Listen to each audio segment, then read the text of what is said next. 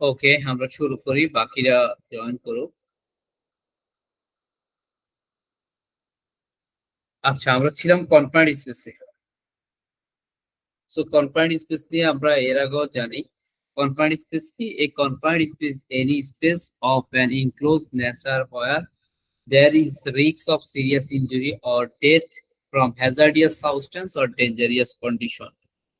আচ্ছা, সবাই কি আমার কথা শুনতে পাচ্ছেন? জি জি স্যার, স্যার, শোনা যাচ্ছে। ওকে ওকে, তাহলে কনফাইন্ড স্পেসটা কি? কনফাইন্ড স্পেস হচ্ছে একটা আবদ্ধ জায়গা, যেখানে হচ্ছে আমাদের একটা, যেখানে কি থাকতে পারে, বিপজ্জনক যে কোনো ধরনের পদার্থ বা বিপজ্জনক যে কোনো একটা অবস্থা হতে পারে, যেখান থেকে হচ্ছে গুরুতর আহত হতে পারে, আঘাত হতে পারে এবং মৃত্যুর ঝুঁকিও থাকে। এছাড়া আমরা যদি বলি, কনফাইন্ড স্পেস এমন একটা জায়গা যেখানে হচ্ছে লিমিটেড এক্সিট, লিমিটেড এন্ট্রি থাকে, সেখানে অক্সিজেনের পরিমাণ কম থাকতে পারে, বেশি থাকতে পারে, টক্সিক গ্যাস থাকতে পারে। এছাড়া হচ্ছে অন্যান্য হ্যাজার্ডিয়াস অথবা গরম থাকতে পারে, প্রচন্ড টেম্পারেচার থাকতে পারে। এরকম এক কথা হচ্ছে এটা হচ্ছে কনফাইন্ড স্পেস। তবে এখানে একটা মেজর পয়েন্ট থাকে, সেটা হচ্ছে এটা কন্টিনিউয়াস অকুপেন্সি, মানে মানুষের বসবাসের জন্য আসলে এটা কন্টিনিউ বসবাসের জন্য এগুলো বানানো হয় না। এগুলো কোনো আপনার ক্লিনিং অথবা মেনটেনেন্স বা বিভিন্ন পারপাসে আসলে আমাদের কাজ করতে হয়। এক্সাম্পল স্বরূপ হচ্ছে কনফাইন্ড স্পেস, যেমন কি হচ্ছে স্টোরেজ ট্যাঙ্ক গুলা আমাদের, এরপর হচ্ছে আমাদের প্রসেস বেসেল, স্টোরেজ বিন, এরপর হচ্ছে আমাদের সাইলোস, এরপর হচ্ছে আমাদের যে ফ্লুস এবং হচ্ছে ডাক্ট, এগুলা সোয়ারেজ এন্ড ড্রেন, এক্সকাভিশন, বিভিন্ন টানেল। এই যে বঙ্গবন্ধু টানেল, সেটাও কিন্তু অ্যাজ দ্য কনফাইন্ড স্পেস, কারণ সেখানে কিন্তু আমি আপনি কিন্তু গিয়ে বসে বা বসবাস করছেন, সেখানে গাড়ি যাচ্ছে আর আসছে নির্দিষ্ট সময়ে। তো এই জিনিসগুলো হচ্ছে আমাদের দৈনন্দিন। এছাড়াও যদি আপনি ওই যে আপনার বাসার ছাদে গাজি ট্যাঙ্ক, পানি ট্যাঙ্ক, সেটা অ্যাজ দ্য কনফাইন্ড স্পেস। ছোটবেলায় লুকোচুরি খেলেছেন, গ্রামের কেউ যদি থাকেন চিনতে পারবেন, গোলা, ধান রাখার যে গোলা, তারপর হচ্ছে মেটকি, এই জিনিসগুলোতে অনেক সময় লুকোচুরি খেলতে গিয়ে ভিতরে ঢুকে উপরে একটা ঢাকনা দিয়ে থাকে, কিছুক্ষণ পরে আপনার দম বন্ধ হয়ে যেত, আপনি উঠে আবার চলেন। তো এইরকম জায়গাগুলা, বিভিন্ন পাইপ, বড় বড় পাইপ দেখবেন রাস্তার পাশে, ড্রেনের জন্য বিভিন্ন কনস্ট্রাকশন বা হচ্ছে লোহা বা বিভিন্ন পাইপ থাকে, লুকোচুরি ওখান দিয়ে ঢুকে ওখান দিয়ে বের হওয়ার চেষ্টা করে। তো এগুলো কিন্তু as like confined space. So a confined space may also be created by leakage of toxic gas in an enclosed area or poorly ventilated. হচ্ছে এটা এমন একটা আবদ্ধ এলাকা যেটাতে হচ্ছে বায়ু চলাচল কম থাকতে পারে, বিষাক্ত গ্যাসের লিকেজ থাকতে পারে এবং সেখানে এরকম আবদ্ধ অবস্থায় থাকে।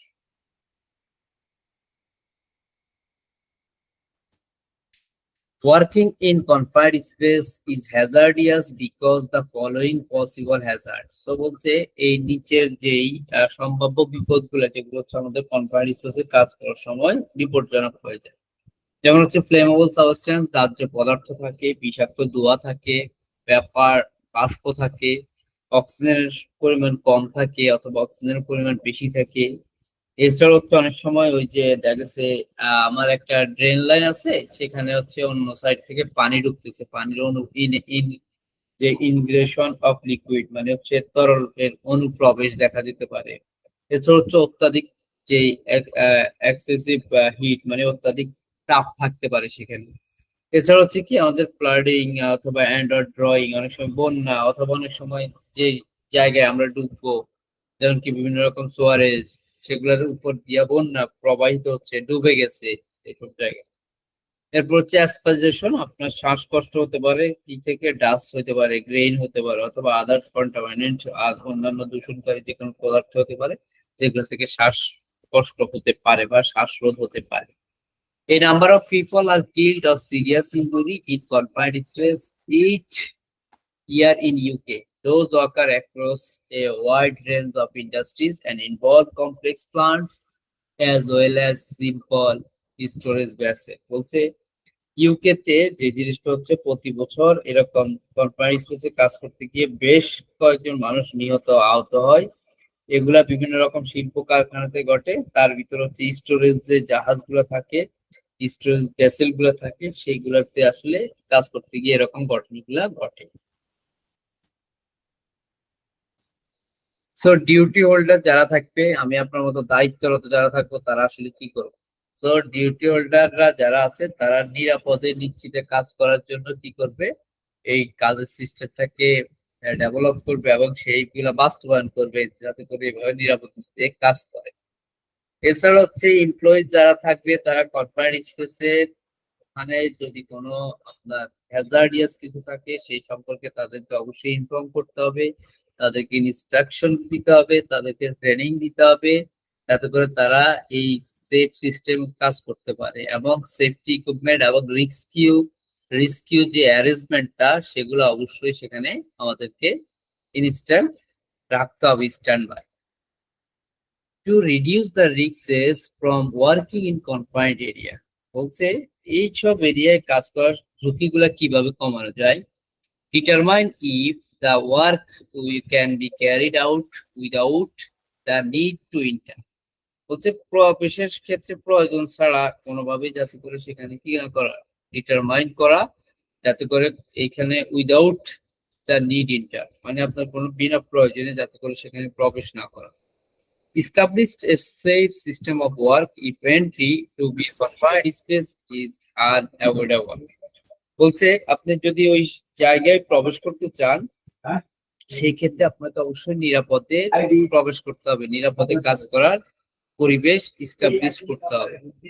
এছাড়া হচ্ছে যদি কোনো আপনার কাজ শুরুর আগে যদি কোনো আপনার ইমার্জেন্সি এই যে অ্যারেঞ্জমেন্টটা সেটা অবশ্যই কাজ শুরুর আগে এই জিনিসগুলো আপনাকে স্ট্যান্ড বাই রাখতে হবে। রেস্কিউ কিটস হতে পারে, রেস্কিউ ম্যান হতে পারে, সেগুলো অবশ্যই রাখতে হবে। বলছে did you know a company was find. বলছে এই ইউকে তে একটা কোম্পানি 2009 সালে জুলাই মাসে তাদের এরকম একটা কনফাইন্ড স্পেস ম্যানুফ্যাকচারিং প্লান্ট থেকে একটা দুর্ঘটনা ঘটে, যার কারণে 2 জনের মৃত্যু ঘটে এবং কোম্পানিকে প্রায় হচ্ছে আপনার 5,33,000 ইউএস ডলার আপনার হচ্ছে পাউন্ড জরিমানা করে, যার মধ্যে তখন তাকে ক্ষতিপূরণ দিতে হয়েছে 2 লক্ষ পাউন্ড, যেটা হচ্ছে ইউকে তে এই জিনিসটা ঘটে। ম্যানুফ্যাকচারিং প্লান্টে কনফাইন্ড স্পেস থেকে একটা ঘটনা ঘটে, 2 জন মারা যায়, তাদের বিরুদ্ধে হচ্ছে 5,33,000 পাউন্ড জরিমানা হয়, তার ভিতরে তাদেরকে ক্ষতিপূরণ হিসাবে 2 লক্ষ পাউন্ড দিতে হয়। Drugs and alcohol. সো আমাদের কাজের পরিবেশে অনেকেই কি করে, ড্রাগ এবং অ্যালকোহল সেবন করে। সো এই জিনিসগুলো আমাদের ক্ষেত্রে কি হয়, কাজের ক্ষেত্রে একটা হ্যাজার্ডের সৃষ্টি হয়। সো এই ড্রাগ যারা করে, ড্রাগ কেন করে আসলে, একটা মানুষ কেন ড্রাগ হয় আপনারা কেউ বলতে পারবে কি কারণে হয়? আচ্ছা, সো এই যেগুলো আমরা অ্যালকোহল এবং ড্রাগের কথা বলতেছি, মানে মাদক এবং যে অ্যালকোহল, এগুলো ব্যবহার করলে আসলে আমাদের কর্মক্ষেত্রে অনেক ধরনের সমস্যা হয়ে থাকে। তার ভিতরে যেগুলো উল্লেখযোগ্য সেটা হচ্ছে যে ড্রাগ এবং অ্যালকোহল সেবন করে তার স্বাস্থ্য তো কি হয়ে যাচ্ছে, স্বাস্থ্যের একটা অবনতি হচ্ছে, তার ভালো স্বাস্থ্য থাকতেছে না। আর এগুলার ফলে তখন কি হয়, নিজের তো বিপদ আনে, সাথে সাথে অন্যদেরও বিপদ নিয়ে আসে। যেমন ধরেন একজন মাতাল লোকটা আপনি মেশিন চালাইতে দিচ্ছেন, সে মেশিন চালাচ্ছে, মেশিনটা কোনো কারণে কোনো একটা দুর্ঘটনা ঘটলো, আশেপাশে মানুষগুলো ছিল তাদেরও কি হলো, সেখানে বিপদ হলো।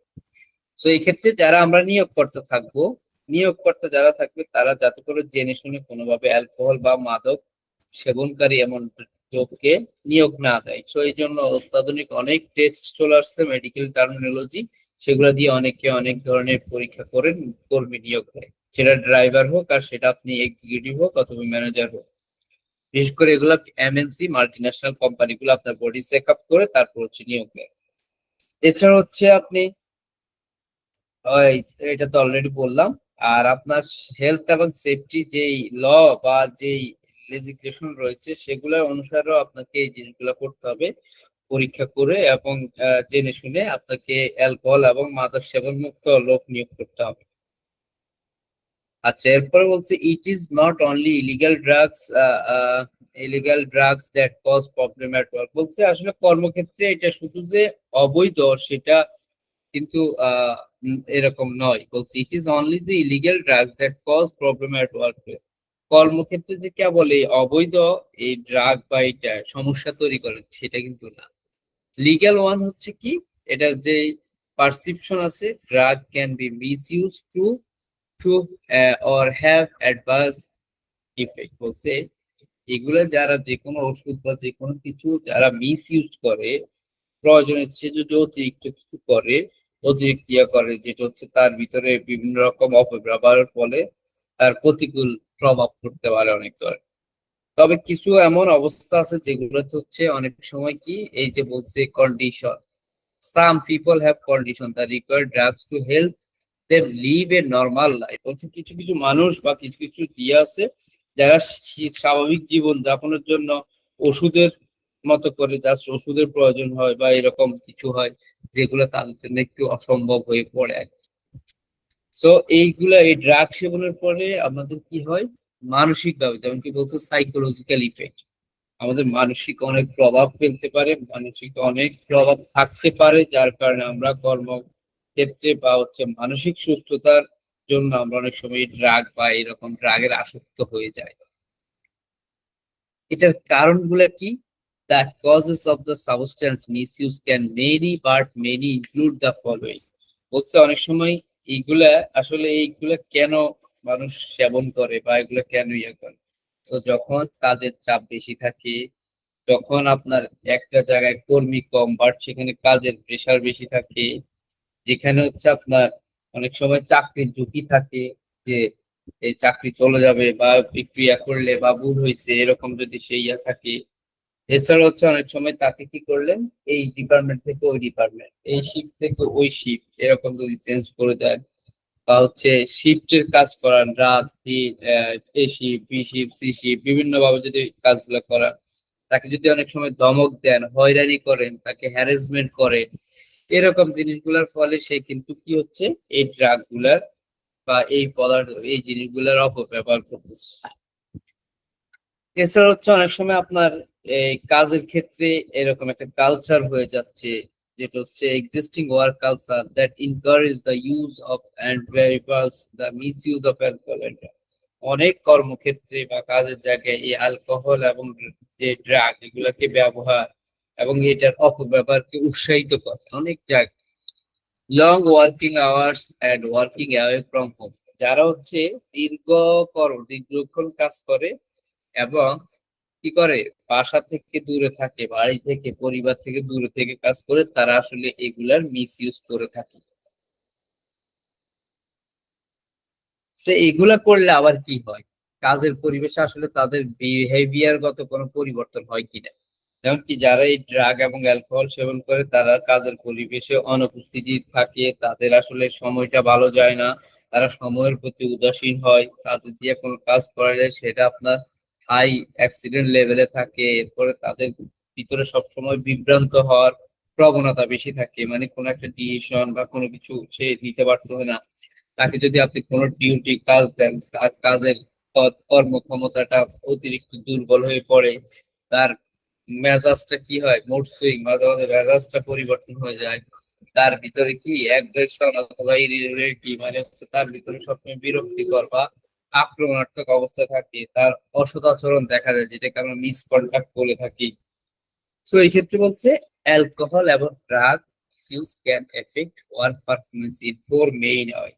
বলছি অ্যালকোহল এবং এই মাদক গুলার ক্ষেত্রে, যে আমরা অ্যালকোহল এবং ড্রাগ মাদক এগুলোর অপব্যবহারের ক্ষেত্রে চারটা প্রধান যেটা হচ্ছে আমাদের পারফরমেন্স, আমরা কর্মক্ষমতাকে প্রভাবিত করতে পারে। প্রথম হচ্ছে it in the likelihood of the mistake, error of judgement and increase accident. যেটা বললো এইটা হচ্ছে আমাদের কি করতে পারে, আমাদের ভুল হওয়ার বা হচ্ছে বিভিন্ন রকম মিস্টেক হওয়ার, ভুল হওয়ার প্রবণতা, দুর্ঘটনার সম্ভাবনা, এই জিনিসগুলোকে বৃদ্ধি করে। এছাড়াও কি করে, এটা আমাদের কর্মক্ষেত্রে উপস্থিতি, আমরা যে অ্যাটেন্ডেন্স থাকি, উপস্থিতি এবং আমাদের কর্মক্ষমতা যেটা, এটা উভয়কে ক্ষতিগ্রস্ত করে যারা এই জিনিসগুলো সেবন। এছাড়া হচ্ছে কি করতে পারে, এই যে লোকটা মাদক সেবন করে, অ্যালকোহল ইয়া করে, সে সামাজিক ভাবে, সে মানসিক ভাবে, সে চিকিৎসাগত ভাবে বিভিন্ন সমস্যার সম্মুখীন হয়ে থাকে। এছাড়াও প্রত্যেকটা মানুষের একটা ক্যারিয়ার থাকে, সেই ক্যারিয়ারটাতে অনেক প্রভাব ফেলে, ইম্প্যাক্ট তার বিভিন্ন প্রবলেমে পড়ে, সে বিভিন্ন ওয়ার্ক পারফরমেন্স, তার কর্মক্ষমতাকে অনেকভাবে কি করে প্রবাহিত করে ফেলে।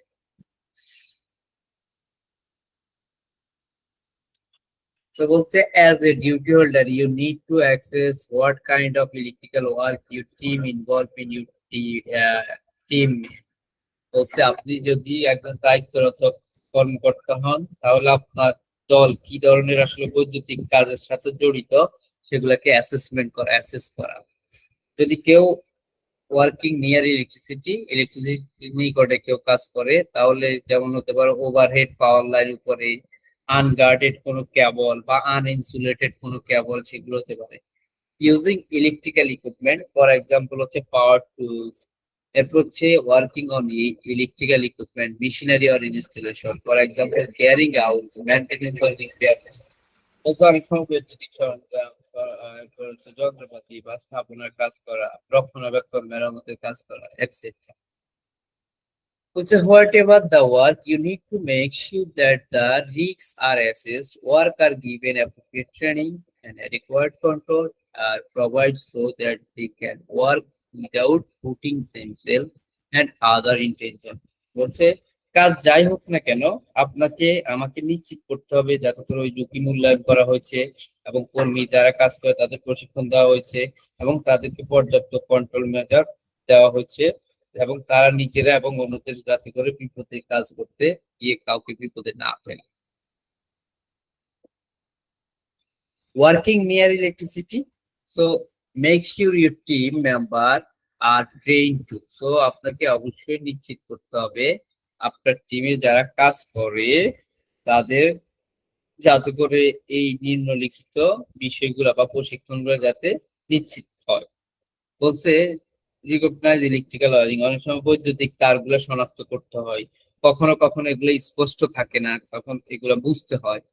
যে এলাকায় বা যেখানে কাজ করবে সেই এলাকার গ্যাস পানি বা বিদ্যুৎ যেই যে লাইনগুলো আছে এটা কোন জায়গা দিয়ে কোন লাইন বা কোনটা কিসের লাইন, এই জিনিসগুলো অবশ্যই তাকে কি করতে হবে ম্যাপ গুলা বা এরিয়া গুলা জেনে নিতে হবে এমনকি তাকে করতে হবে এবং মার্কিং করতে হবে যে নিচ দিয়ে বা ভূগর্ভস্থ জায়গা দিয়ে কোনো কিছু গেছে কিনা বা কোনো লাইন আছে কিনা কোনো কিছু। এমনকি যারা সাপ্লায়ার বৈদ্যুতিক কোম্পানি তাদের সাথে যোগাযোগ করে যদি কখনো বিদ্যুতিক লাইন অফ করার দরকার হয় সেই জিনিসগুলো বন্ধ করতে বলা এবং যদি কোনো অভিজ্ঞ বা যোগ্য বা হচ্ছে এক্সপার্ট বা কম্পিটেন্ট ব্যক্তির পরামর্শ নিতে হয় তাহলে পরামর্শ নেওয়া এবং সেগুলা মেনে কাজ করা। ইউজিং ইলেকট্রিক্যালি পাওয়ার্ড ইকুইপমেন্ট, যখন ইলেকট্রিক্যাল বৈদ্যুতিক চালিত কোনো সরঞ্জামাদি ব্যবহার করে তখন develop a procedure to make sure that তাকে কিছু জিনিস নিশ্চিত করতে হবে, কিছু পদ্ধতি অনুসরণ করতে হবে। তার ভিতরে কি electrical equipment is suitable for its intended use and its good condition. আমরা যেই কাজের জন্য যে বৈদ্যুতিক সরঞ্জামগুলো নিলাম সেটা কি আসলে উপযুক্ত কিনা এবং সেটা ভালো অবস্থায় আছে কিনা।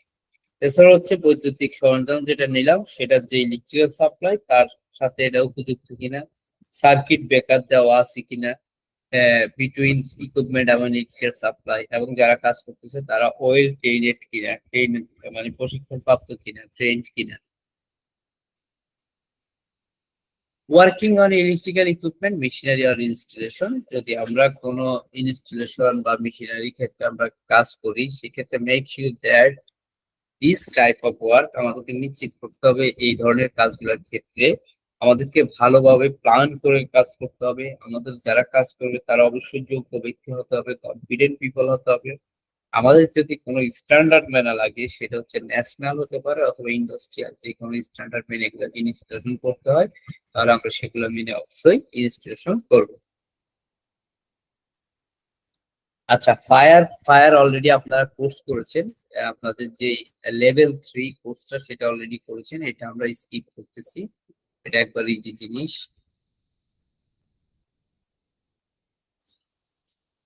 আমরা এটা নিয়ে একটু কথা বলবো, getting in and getting out. So getting in and getting out দেখে আমরা বুঝতেছি যে কি একটা জায়গা দিয়ে ইন করবো একটা জায়গা দিয়ে আউট হবে। সো ঢুকছে আর বের হচ্ছে এটাই হচ্ছে। So getting in and out যে কোনো একটা বিল্ডিং হতে পারে, যে কোনো একটা সুপার শপ হতে পারে, শপিং মল হতে পারে, যে কোনো জায়গায় থাকতে পারে। তো এই ক্ষেত্রে আমরা কোনো জায়গায় যাওয়ার পূর্বে অবশ্যই আমাদের ভবন বা কর্মক্ষেত্রে প্রবেশ পথ, বের হওয়ার পথ, এই জিনিসগুলো আমরা কখনোই ভাবি না, কিন্তু আমাদের এই জিনিসগুলা কি করা উচিত, ভাবা উচিত, কারণ এগুলা থেকে অনেক সময় কি হয়, ইনজুরি হয়। তো এই জন্য বলছে কোন এলাকায় যদি before going into an area, আপনি যদি কোনো এলাকায় যাওয়ার আগে আপনাকে এবং আমাদের সকলকেই সচেতন থাকা উচিত যে এই জায়গায় ওপেন কোনটা বা হচ্ছে এক্সিট কোনটা, এন্ট্রি কোনটা, এবং কোনো যদি ইমার্জেন্সি সিচুয়েশন হয় তাহলে মুখোমুখি হলে কি করবো আমরা, এই জিনিসগুলো আমাদের জানা উচিত। আর as a duty holder, think about the area you are responsible for and ask yourself those questions. বলছে আমি আপনি যদি ওখানে একজন কর্তব্যরত হিসেবে থাকতাম তাহলে আমাদের দায়িত্বগুলোর ক্ষেত্রে আমরা কি কি বিষয়গুলা চিন্তা করতাম বা জিজ্ঞাসা করতাম নিজেকে। যেমন কি যারা কর্মচারী আমার, যারা ভিজিটর বা দর্শনার্থী, সেই ক্ষেত্রে তাদের যানবাহন গুলা কোন জায়গা দিয়ে প্রবেশ করবে, কোন জায়গা দিয়ে বের হবে, কোন জায়গা হচ্ছে আমার এগুলাকে ইয়া রাখবে বা কোন জায়গায় ইয়া করবে, এই জিনিসগুলো অবশ্যই আমাদেরকে চিন্তা করা উচিত। এবং কি আমরা যে জায়গায় ইয়া করছি ওই জায়গায় কি আসলে আমাদের আর they well let maintain and establish necessary. বলছে আমরা যে জায়গায় ইয়া করছি সে জায়গায় কি আসলে ভালো আলোকিত কিনা বা রক্ষণাবেক্ষণ ঠিক মতো করা হয় কিনা বা কর্মীদের আসলে এইসব ব্যবস্থাগুলো আছে কিনা। আচ্ছা, আপনারা কি আমার কথা শুনতে পাচ্ছেন? জি স্যার, শোনা যাচ্ছে। জি স্যার, শোনা আচ্ছা যায়। আচ্ছা, ঠিক আছে, ওকে। এরপরে ধরেন হচ্ছে আমরা যে ইন এবং আউটের যে ইয়াগুলা বা হচ্ছে আমাদের যে জিনিসগুলা এমন হতে পারে, লিফট হতে পারে, কথা বলে।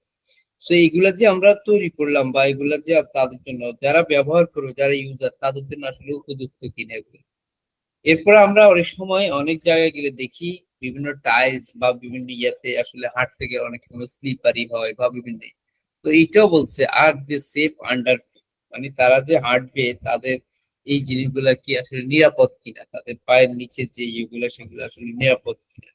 অনেক সময় দেখা গেছে ওখানে স্লিপারি যে কোনো লিকুইড বা কিছু পড়ে থাকতে পারে। তো আমরা যারা ডিউটিরত হোল্ডার থাকবো, যেরকম আমরা বলি এক্সিট পয়েন্ট সবসময় কি রাখা, ক্লিয়ার রাখা, কোনোভাবে সেখানে প্রতিবন্ধকতা রাখা যাবে না। তো এরকম আমাদের যে ফ্লোর বা হচ্ছে যে পায়ের নিচে যে ইয়াটা সেগুলো আসলে যারা ইউজ করবে, ইউজার যারা, তারা আসলে কি এখানে নিরাপদ কিনা। এছাড়া হচ্ছে অনেক সময় আমাদের যদি ইমার্জেন্সি কোনো সিচুয়েশন হয় সেক্ষেত্রে আসলে আমাদেরকে নিজেদেরকে আসলে ভেবে দেখতে হবে যে কয়ের entrance and exit roads might save. অনেক সময় আমাদের এই রোড গুলা, প্রবেশ পথ গুলা বা আমাদের বের হওয়ার পথগুলো অনেক সময় পরিবর্তন হতে পারে, পরিবর্তন করতে পারে বা হচ্ছে আমাদের অনেক সময় এক জায়গায় যে গেছে এমন জায়গায় সেখানে কোন একটা জরুরি অবস্থা হইলো, সেখান দিয়ে আমার বের হওয়া যাচ্ছে না, তাহলে ইমার্জেন্সি রোড গুলো আমাদের অবশ্যই কি করতে হবে, এই জিনিসগুলো আমরা কোথাও গেলে, আমরা যেরকম একটা সুপার শপ বা হচ্ছে একটা শপিং মলে গেলে, বসুন্ধরায় গেলে দেখবেন ইন আউট এর আছে আলাদা। এছাড়াও ইমার্জেন্সি তাদের এক্সিট রয়েছে। আপনি যদি ঘুরে ঘুরে দেখেন কর্নারে বা বিভিন্ন জায়গায় সাইনেজ দেওয়া আছে। সো এই জিনিসগুলা আমাদেরকে কোনো জায়গায় যাওয়ার আগে থ্রোলি এগুলো আমাদেরকে চিন্তা করে যেতে হবে। You can help to keep entrance and exit in good condition by including them in routine inspection. তো দেখেন নিয়মিত আমাদের কি করতে হয়, এগুলোকে ইন্সপেকশন করতে হয়, পরিবেশ পরিদর্শন করতে হয়। সো এটা শুধু কোনো এই গেটিং ইন আর আউট না, আমাদের পরিদর্শনের ফলে কি হয়, আমাদের অনেক ত্রুটি, আমাদের আনসেফ কন্ডিশন বা হচ্ছে অনেক সময় আমাদের আনসেফ অ্যাক্ট, এই জিনিসগুলো আমাদের উঠে আসে। সো আমরা যেরকম একটা অর্গানাইজেশন অডিট করে, অডিটের মাধ্যমে আমরা বুঝতে পারি যে আসলে আমাদের স্কোপটা ঠিক আছে কিনা, আমাদের যে আমরা যে পলিসির কথা বলি ওই পলিসি অনুসারে আসলে এগুলি ইমপ্লিমেন্টেশন আছে কিনা। সিমিলারলি এই ইন্সপেকশনটার মাধ্যমে আমরা আসলে কোনো আমাদের মেশিনারি হোক অথবা আমাদের ফ্লোর হোক অথবা আমাদের যে কোনো ধরনের যে কোনো কিছু যখন আমরা ইন্সপেকশন করি তখন সেটা আসলে গুড কন্ডিশনে আছে কিনা অথবা সেটার অবস্থা কি ব্যাড কন্ডিশন, সেটা আমরা কিন্তু সহজে আইডেন্টিফাই করতে পারি। এরপর হচ্ছে আমাদের সেফটি সাইন্স। আমাদের সেফটি সাইন আমরা বিভিন্ন জায়গায় দেখি, আমাদের বিভিন্ন রকম সেফটি সাইন্স থাকে। আমাদের কোথাও হচ্ছে লাল কালার থাকে, কোথাও নীল কালার থাকে, কোথাও গ্রিন কালার থাকে, কোথাও ইয়েলো কালার। সো এই সেফটি সাইনের ক্ষেত্রে আমরা এখানে যেটা দেখতেছি, আচ্ছা এখানে বলছে safety signs play an important part in communicating health and safety information.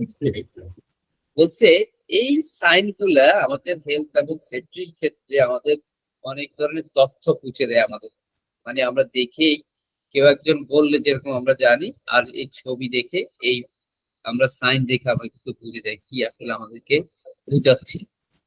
So এই ক্ষেত্রে হচ্ছে আমাদেরকে সায়েন্স নিড টু প্রোভাইড হয় না, বা there a hazard that has not be fully control আদার।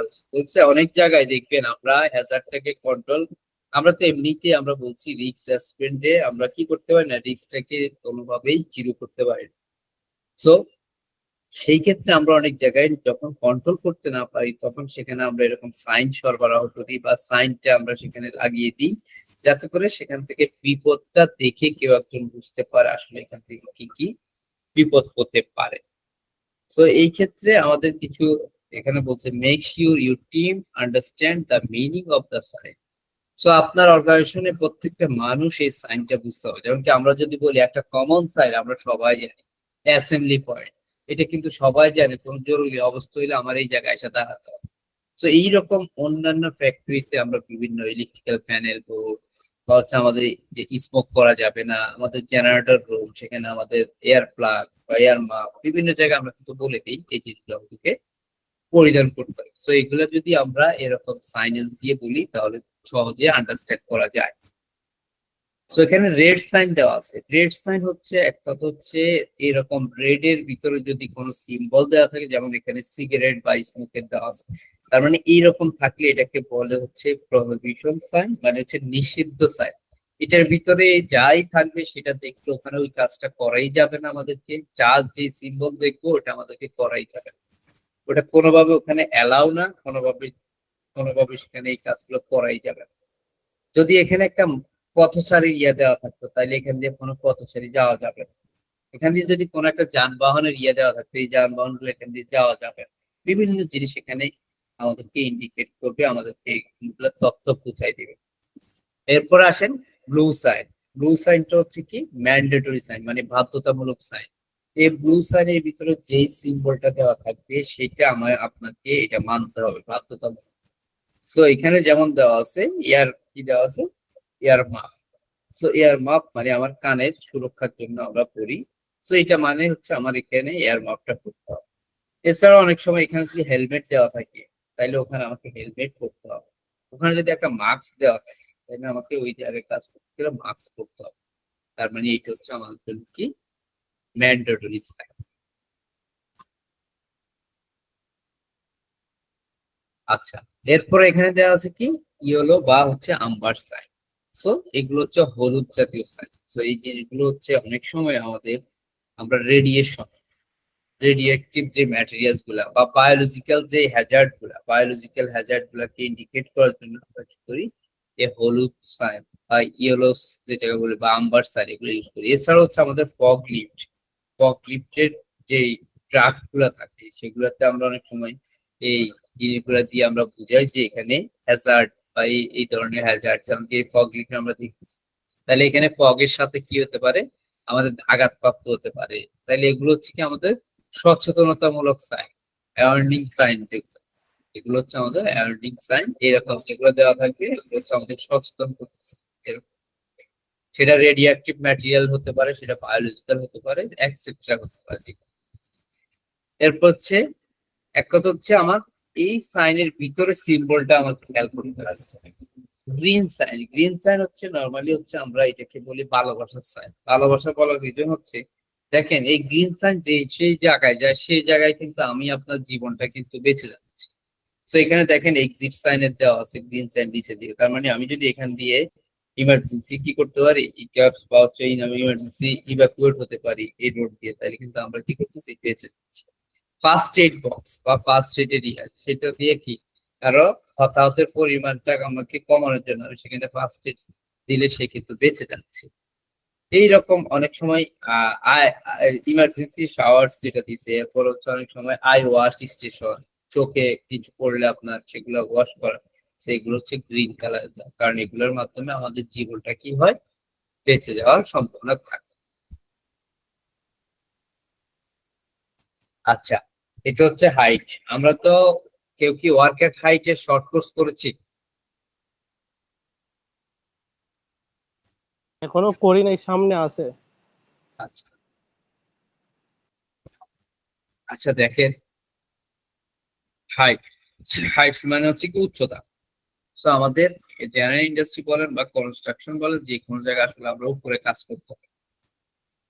তো উপরে কাজ করতে গেলে আমাদের কিছু সতর্কতা সহিত কাজ করতে হয়। If there were no precaution in place, a person could fall a distance level to cause personal injury. বলছে যদি আপনি সতর্ক না থাকেন বা সতর্ক না হন, তাহলে যে কোনো একটা ব্যক্তি অনেক উপর থেকে অনেক সময় কি হয়ে যেতে পারে, পড়ে যেতে পারে। পড়ে গিয়ে কি হতে পারে, আঘাতপ্রাপ্ত হয়ে যাবে, ইভেন মারাও যেতে পারে। তো এই উচ্চতা থেকে, ফল ফ্রম হাইট থেকে যে পড়ে যাওয়া, এগুলো হচ্ছে একটা common cause of fatal injury and second most cause of major injury employees. হচ্ছে উচ্চতা থেকে পড়ে যাওয়া, এরকম মারাত্মক অনেক আঘাত যেগুলো হচ্ছে, এগুলো সাধারণ একটা কারণ উচ্চতা থেকে পড়ে যায়। এবং কর্মীরা যারা, তারা গুরুতর আঘাত হয়, যে জিনিসগুলো হচ্ছে এই সাধারণ একটা কারণ, যেটা ফল ফ্রম হাইট থেকে পড়ে অনেক মেজর ইনজুরি হয়েছে। তো আমরা পিকচারে দেখতেছি একটা লোক কি করতেছে, একটা গ্র্যান্ড কোন একটা জিনিস ক্লিন করতেছে, সেখানে কি সে ল্যাডার ইউজ করছে। তো এখানে ল্যাডার ইউজ করতে গেলে আমাদের কি করতে হয়, আমাদের 3 পয়েন্ট মেনটেন করে ল্যাডার ইউজ করতে হয়। 3 পয়েন্ট মেনটেন মিনস হচ্ছে আপনার দুইটা হাতে দুইটা পয়েন্ট, দুইটা পায়ে দুইটা পয়েন্ট, টোটাল 4 পয়েন্ট। তো আপনি যে কোনো একটা হাত দিয়ে কাজ করতেছেন, বাকি হাতটা আপনার ল্যাডারে থাকবে, এবং ল্যাডারের যে রাং গুলো অথবা যে স্টেপ গুলো, সেখানে আপনার দুইটা পা থাকবে। সবসময় মনে রাখা উচিত যাতে করে ল্যাডারের মিডল বরাবর থেকে কাজ করা যায়। এবং কি ল্যাডারটাকে উপর নিচে অবশ্যই সিকিউর করে দিতে হবে। অথবা যদি আপনি টেম্পোরারি কোনো ওয়ার্ক করেন, তাহলে কোনো একটা মানুষ দিয়ে হলেও সাপোর্ট দিতে হবে। এরপর হচ্ছে কি the main causes of falls from height. তো আপনার উচ্চতা থেকে, এই যে আমরা ওয়ার্ক এট হাইট এর ক্ষেত্রে ফলিং অবজেক্ট বা ফল ফ্রম হাইট, উপর থেকে পড়ে যাওয়ার প্রধান কারণগুলো কি হতে পারে। সো ওই যে আমরা অনেক সময় কি করতে পারি, আমরা যে falling to recognise the risk, আমরা ওই যে বুঝতে পারি না, আন্ডারস্ট্যান্ড করতে পারি না কোন জিনিস থেকে কি হতে পারে, সেটা চিনতে যদি আমরা ফেইল করি, sorry, failing to recognise the risk, আমরা যদি সেটাকে ফেইল করি, ঝুঁকিটাকে বুঝতে পারি। এরপর হচ্ছে কি not providing a safe system of work and making sure it's followed. So অনেক সময় আমরা নিরাপদ যে কাজ করে সেই জিনিস, সেফ সিস্টেমটা যদি আমরা প্রোভাইড না করি, অথবা সেটাকে যদি আমরা ফলো না করি, তাহলে সেখান থেকে আমরা ফ্রম ফলিং ফ্রম হাইট এরকম আমরা পড়ে যেতে পারি। এছাড়া হচ্ছে অনেক সময় আমরা তাদেরকে ইনফরমেশন শেয়ার করি না, তাদের প্রশিক্ষণ দিই না, তাদেরকে ইনস্ট্রাকশন দিই না, তাদেরকে প্রপারলি সুপারভিশন করি না, এসব কারণে ফল করতে পারে। এরপরে বিভিন্ন রকম ইকুইপমেন্ট থাকে, যেগুলো হচ্ছে সঠিকভাবে যদি সে ইউজ না করে, তাহলে সেখান থেকে পড়ে যেতে হবে। যেমন আমরা যদি বলি ফল প্রোটেকশনের জন্য আমরা ফুল বডি হার্নেস করি, অথবা এই যে ল্যাডারটা ইউজ করতেছি, অথবা অন্যান্য ইকুইপমেন্ট ইউজ করতেছি, সেটা যদি সঠিকভাবে আমরা প্রপারলি ইউজ না করি, তাহলে সেখান থেকে আমাদের কি হতে পারে, পড়ে যেতে পারে। আচ্ছা, এরপর হচ্ছে কি লাইটিং। সো আলোর স্বল্পতা, হ্যাঁ। সো এই একটা ভালো একটা কর্ম পরিবেশ মানে সেখানে আপনার সবকিছুই আপনার স্ট্যান্ডার্ড মেনে ইমপ্লিমেন্টেশন হতে হবে। সো এই ভালো good lighting can help us recognise hazard in the work. বলছে ভালো আলো আমাদের কাজের ক্ষেত্রে আমাদের বিপদ গুলাকে শনাক্ত করতে আমাদেরকে অনেক সাহায্য করে। এছাড়াও কি করতে পারে আমাদের চোখ। এখন আমি কিন্তু যখন সকালে দেখবেন মর্নিং এ আপনি যদি দৌড়ান, কথা বল, দৌড়ানোর পরে কিন্তু সাডেন টাইম আপনি কি হচ্ছেন, একটু হয়রান হয়ে যাচ্ছেন, আপনি বসতেছেন, তার মানে আপনার ভিতরে একটা ক্লান্তি চলে আসছে। সিমিলারলি একটা জায়গায় কম আলো, সেখানে আমি কোন একটা জিনিস দেখতে যদি আমার চোখ দিয়ে দেখবো, তাহলে চোখের উপর একটা আলাদা একটা প্রেসার পড়ে, যার কারণে আমার চোখে একটা ক্লান্তি ক্লান্তি চলে আসছে, তার ভিতরেও কি আছে, টায়ার্ডনেস চলে আসে, টায়ার্ডনেস অফ দ্য আইস। এবং কি সেখানে আমি ডিসকমফোর্ট হয়ে যায়, অস্বস্তি চলে আসে চোখের ভিতরে। সেটা হচ্ছে আমাদের কাজের ক্ষেত্রে অনেকটা, একটা চোখ একটা আমাদের কাজের ক্ষেত্রে খুবই একটা গুরুত্বপূর্ণ, এবং লাইটিংটা আমাদের খুবই গুরুত্বপূর্ণ একটা অ্যাক্টিভিটিস। সো ন্যাচারাল লাইট যেটা প্রাকৃতিক যে আলো, সেটা তো আমরা সবসময় সেটা সর্বোত্তম, সেটাকে তার কোনোভাবে আমরা অমান্য করতে পারি না। আর কিছু কিছু জায়গায় আমাদের বলছে reasonably practical should be provide, হয়নি বা রিজনেবল বলছে যুক্তিসঙ্গত ভাবে যদি সম্ভব হয় কোন জায়গায় কিছু লাইট সরবরাহ বা অ্যাডজাস্ট করা দরকার, তাহলে সেখানে আমাদের করতে হবে।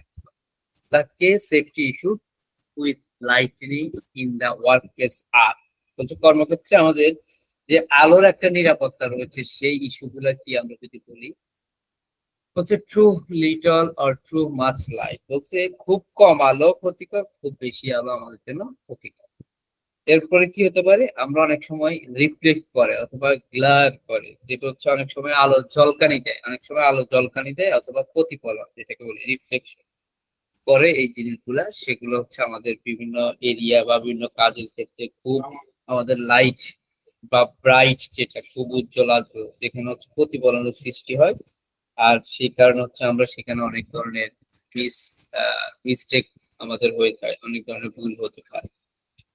এছাড়াও হচ্ছে আমাদের অনেক ক্ষেত্রে হচ্ছে অনেক জায়গায় দেখি আমরা শ্যাডো, বিভিন্ন রকম বিভিন্ন জায়গায় ছায়াযুক্ত স্থান থাকে, যেসব জায়গায় আমাদের অনেক ক্রিটিক্যাল একটা জায়গা, গুরুত্বপূর্ণ স্থানগুলোতে ছায়া পড়ে থাকে। এছাড়া হচ্ছে কোনো জায়গা দিয়ে আমরা প্রবেশ করতেছি, আমাদের এন্ট্রান্স অথবা নিয়ার স্টেপ, আমাদের উপরে সিঁড়ি, বিশেষ করে আমাদের দেখবেন সিঁড়িগুলোতে অনেক সময় আমরা স্লিপ হয় বা হচ্ছে আমরা অনেক কিছু আলো স্বল্পতার কারণে দেখতে পারি না, পিচ্ছিল কারো কিছু পড়ে আছে। তো এইসব জায়গায় কিন্তু আমরা আসলে এগুলো খুবই যেসব ছায়াযুক্ত স্থান, গুরুত্বপূর্ণ স্থান, প্রবেশ পথ,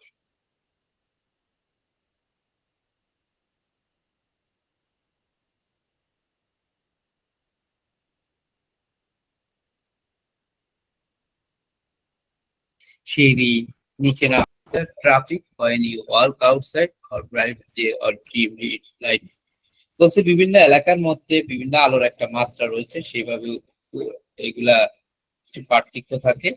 যেমন আপনি যদি কোনো একটা আলো, উজ্জ্বল আলো যদি থাকে, মানে ব্রাইট লাইট থাকে, সেখানে আপনি যেভাবে হাঁটবেন, আর কোনো কোথাও যদি হচ্ছে আপনার আলো মুক্ত যদি কোনো জায়গা থাকে হচ্ছে সেখানে আপনি অনেক সময়, বিশেষ করে ট্রাফিকটা যেখানে দাঁড়ায় সেখানে যদি আলো না থাকে বা ট্রাফিক সিগন্যালের ইয়া যদি না থাকে, তখন কিন্তু আপনি আপনার মত মতো হেঁটে যাবেন আর অন্য একটা গাড়ি এসে আপনাকে মেরে দিবে।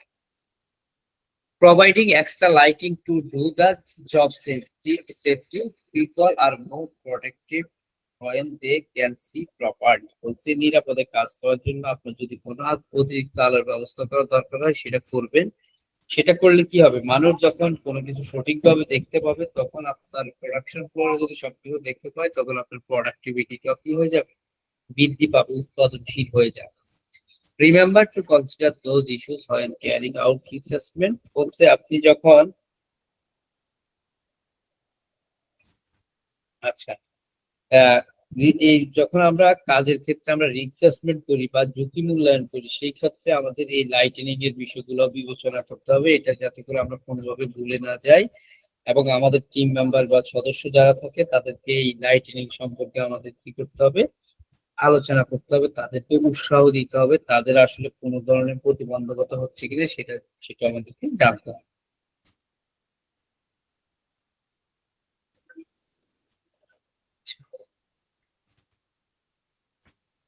এরপর হচ্ছে কি আমাদের manual handling. So manual handling এর ক্ষেত্রে কি হচ্ছে, আমরা হাতে দিয়ে আমরা দেখতেছি দুইটা পিকচার, একজন একটা কারে নিচে, একটা গুগলের নিচে নিচে।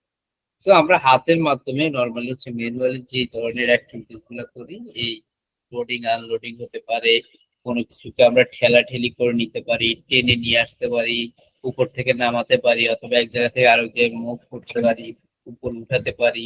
তো এই জিনিসগুলো হচ্ছে কি আমাদের ম্যানুয়াল হ্যান্ডেল। তো এইগুলোর ক্ষেত্রে আমাদের কি হয়, আমাদের যে পেশি থাকে, আমাদের পেশির যে বাহুগুলা থাকে, এই বাহুগুলার অনেক ধরনের কি হতে পারে, ইনজুরি হতে পারে। অনেক সময় আমাদের ওই যে দেখতেছেন আমরা বগলের নিচে নিলাম, সেক্ষেত্রে আমাদের কি হতে পারে, আমাদের যে পেট আছে পেটের এখানে তলপেট বা বিভিন্ন জায়গায় ব্যথা হতে পারে, আমাদের বিভিন্ন শরীরে জয়েন্ট থাকে সেই জয়েন্টে আমরা আঘাতপ্রাপ্ত হতে পারি।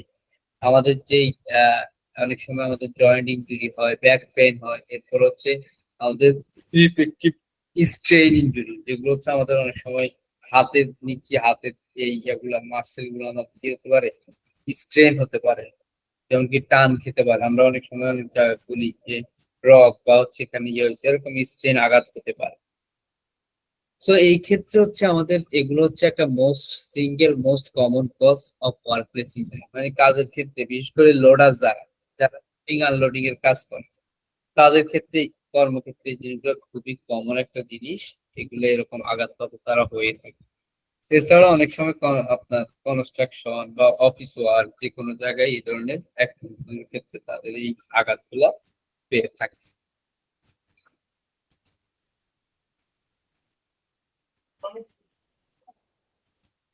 হচ্ছে the following factors affect the risk of the injury from manual handling. তো বলছে ম্যানুয়াল হ্যান্ডলিং এর যে আঘাতগুলা বা যে আঘাত পাওয়ার যে ইয়াগুলা সেগুলো আমাদের এই বিষয়গুলো আমাদের কি করতে হয়, প্রভাবিত করতে পারে, এফেক্ট করতে পারে। যেমন হচ্ছে দা ওয়েট অফ দা লোড। সাধারণত আমরা কি করতে হবে, লোডের ওজনটা বুঝতে হবে আমাদেরকে। কারণ হচ্ছে কি, আমাদের লোডের ওজন যত বেশি হবে আমাদের এটা তত আমাদের ক্ষেত্রে এটা যখন আমরা হ্যান্ডলিং করবো সেক্ষেত্রে আমাদের আঘাত তত বেশি হবে, আমাদের তত ঝুঁকি বেশি হবে, আমাদের ব্যাকে ইনজুরি হতে পারে। আমরা যখন এটাকে উঠাতে যাব তখন আমাদের ব্যাকে ইনজুরি, টুইস্টিং হবে আমাদের। এরপর হচ্ছে তার size and shape of the load. একটা লোডের সাইজ শেপটা আমাকে অবশ্যই বুঝতে হবে, সাইজ শেপটা কেমন, সেটা কোনো জায়গায় শার্প আছে কিনা, অড টাইপের আছে কিনা, সেটা ধরার মতো ইয়ে আছে কিনা। সো এইগুলোর ক্ষেত্রে হচ্ছে যদি আপনি লোডটা যদি আপনার যেটা বললো load are small and easy to grasp are the generally less or risk than larger. হচ্ছে আপনি যদি লোডটা ছোট হয় তাহলে সেই জিনিসটা তুলতে বা সরাতে আপনার জন্য ইজি হবে। আর লোডটা যদি ওই যে এই বেশি ইয়ে হয় বা অড শেপের হয় তাহলে সেটা উঠাইতে আপনার যে পেশি বা বাহুগুলি যেগুলো সেগুলো আসলে বিশ্রী ভঙ্গি হবে, সেগুলো উঠাতে গেলে আপনার ঝুঁকির সম্ভাবনা বেশি থাকে। এরপর হচ্ছে ইউ পড়ছে ডিউরিং ম্যানুয়াল হ্যান্ডলিং। সো অনেক সময় এই হ্যান্ডলিং করতে গেলে আমরা যত বেশি এইটা ইয়া করতে যাব, lift or move something while you are an awkward posture or while seated and risk injury are greater. হচ্ছে এই জিনিসগুলোকে যখন আমরা তুলতে যাব তখন কম বা বেশি দূরত্ব, যেটা হচ্ছে আমাদের যে ইয়েগুলা, সরি এটা তো ডিস্টেন্সের কথা বলতেছি। তো এখানে হচ্ছে অনেক সময় আমাদের ভঙ্গিটা, আমাদের যেই বিভিন্ন বাহু থাকে, বিভিন্ন অংশ থাকে, সেগুলো অনেক সময় আমরা উঠানোর সময় আমাদের যেভাবে থাকার কথা সেভাবে থাকে না। কারণ স্বাভাবিক, আমি যদি 5 কেজির জায়গায় 20 কেজি নিই, আমি যেভাবে, যেমন কি আপনি একটা উদাহরণ দেখেন, আপনি বাজারে গেলেন, আপনি 2-3 কেজি আলু কিনলেন, ওকে ফাইন, আপনি আস্তে করে হ্যান্ডেল করতেছেন। আপনি যখন ওই যে 15 কেজি 20 কেজি ব্যাগ দিচ্ছেন তখন আপনি যখন হাতে নিচ্ছেন তখন আপনার হাত কিন্তু সাময়িক সময় পর পর আপনি কি করতেছেন, কিছু দূর গিয়ে রেখে অথবা হাত বদল করতেছেন। তো আপনার যেভাবে হাত সোজা থাকার কথা সে যেভাবে না থেকে আপনার আঙ্গুলগুলো কি হচ্ছে, বাঁকা হচ্ছে।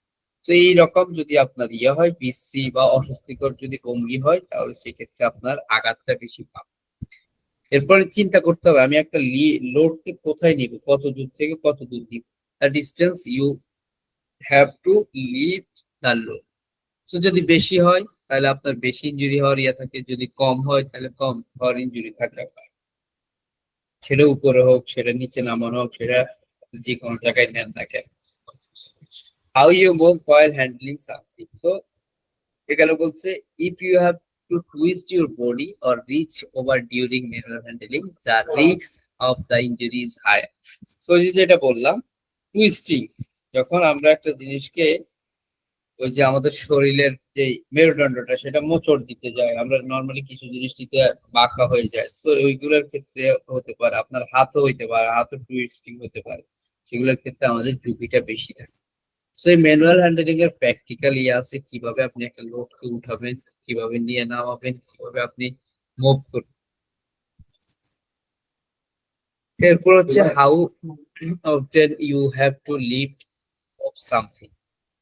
তো বলছে আপনি carrying out a manual handling operation repeatedly increase the risk of injury. হচ্ছে অনেক সময় আপনি কোনো কিছু যখন ঘন ঘন করে মানে একসাথে অনেকগুলা ইয়ে করতে চান, তখন এইটা সরাইলেন, ওটা তুললেন, এটা সরাইলেন, এরকম যখন বারবার করতে যাবেন তখন এগুলার ক্ষেত্রে আপনার আঘাতের পরিমাণ বেশি। কারণ একটা কাজ করে রেস্ট করলেন, আপনি এটা করলেন, ওটা করলেন, এটা করলেন, তখন কিন্তু আপনার রিস্কটা বেড়ে যাচ্ছে। তা ওয়ার্কিং এনভায়রনমেন্ট, আপনি যেই এনভায়রনমেন্টে কাজ করতেছেন সেখানে আসলে এনভায়রনমেন্টে অনেক একটা ইফেক্ট থাকে। কারণ হচ্ছে সেখানে আপনার ম্যানুয়াল হ্যান্ডলিং করার সময় অনেক সময় আপনার ঝুঁকি কিছু কিছু জায়গায় বেড়ে যায়।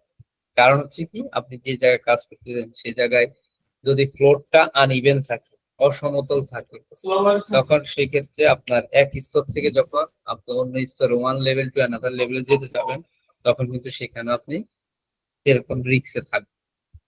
সর্বশেষ হচ্ছে, আমি আপনি যে ম্যানুয়াল হ্যান্ডলিং করবো, আমরা কি আসলে শারীরিক ভাবে ক্যাপাবিলিটি আছে? তো আমরা যারা এটা ইয়া করবো, যাদেরকে নির্বাচন করবো, যার যে করবে তার শারীরিক শক্তি, তার ফিটনেস, তার হাইট, এই জিনিসগুলো সে তার সাথে আসলে যায় কিনা সেটা আমাদেরকে দেখতে হবে।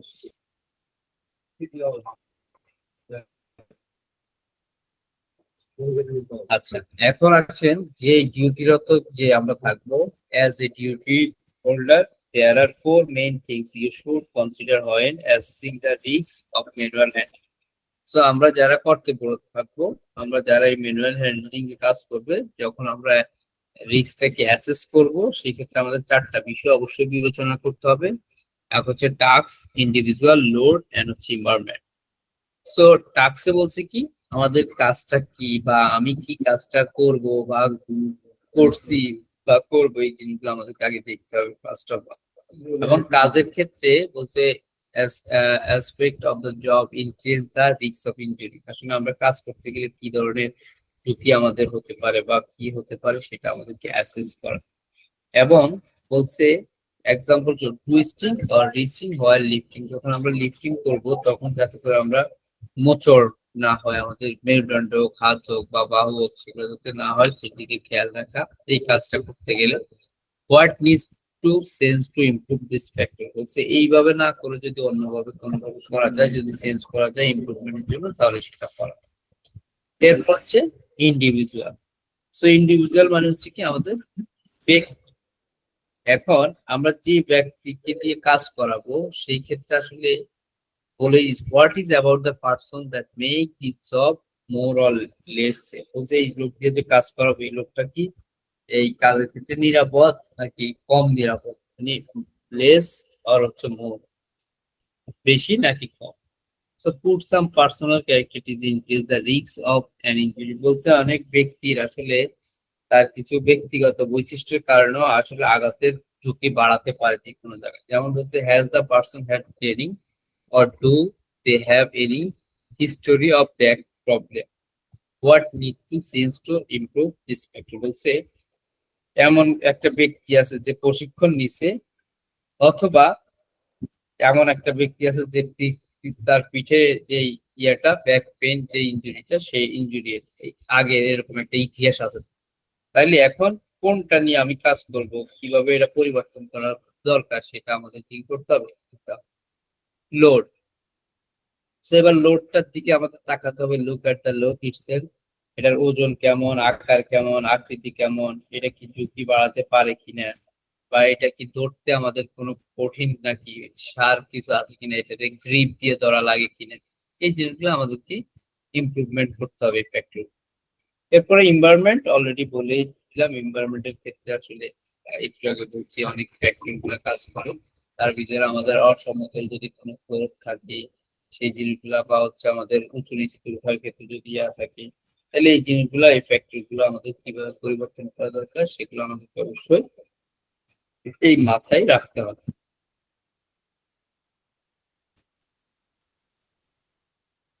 আচ্ছা, নয়েজ।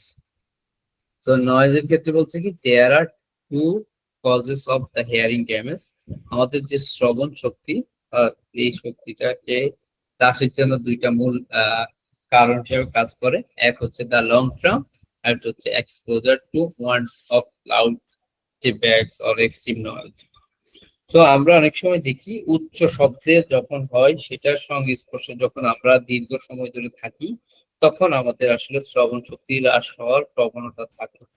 সো এইটা এমন না যে কেবল আমরা ঘরে থাকি বা ঘরে কোনো উচ্চ শব্দযুক্ত কোনো কিছু চলে, সেটা হতে পারে কোনো সঙ্গীত চলতেছে, সাউন্ড বক্স চলতেছে, এমন না।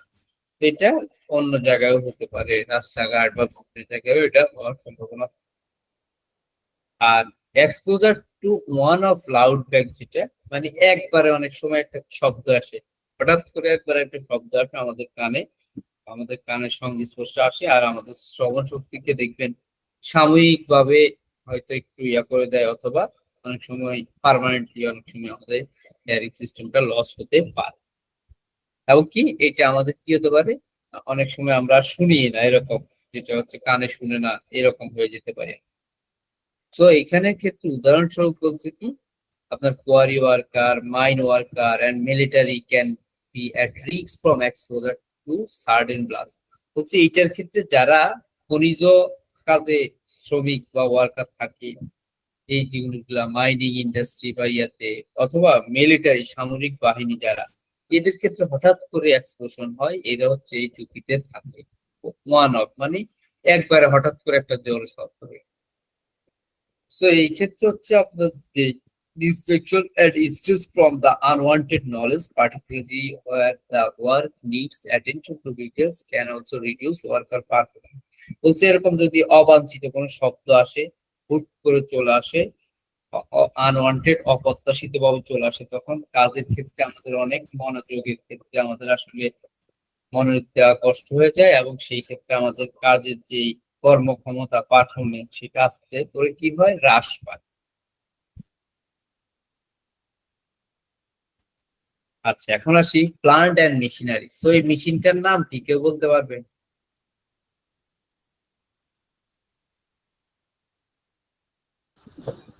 স্যার এটা তো ঘাস কাটার জন্য ইউজ করা হয়।